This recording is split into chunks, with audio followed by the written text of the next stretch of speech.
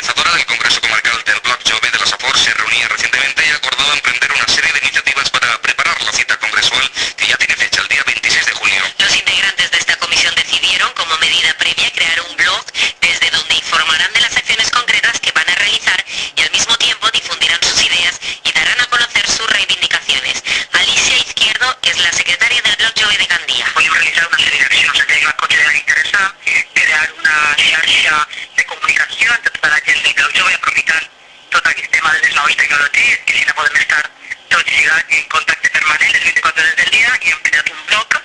que vam passar a la direcció, que el Bloc Jove, bueno, el blogspot es pot buscar directament de les pàgines del blog Jove Safor, i allí pues, el que fem és anar penjant la informació, notícies que ens interessen, activitats en les quals participem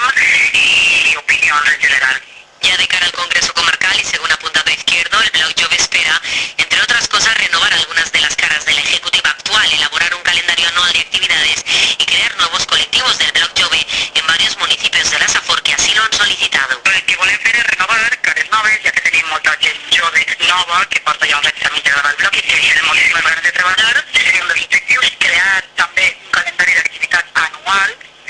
concretes en el qual el bloc participarà sempre de forma molt activa i alguns certs objectius més que estem en aquest moment encara per filar, que es tenen que anar a treballar, i quan ens portarem al Congrés, les persones que vindran a participar del Congrés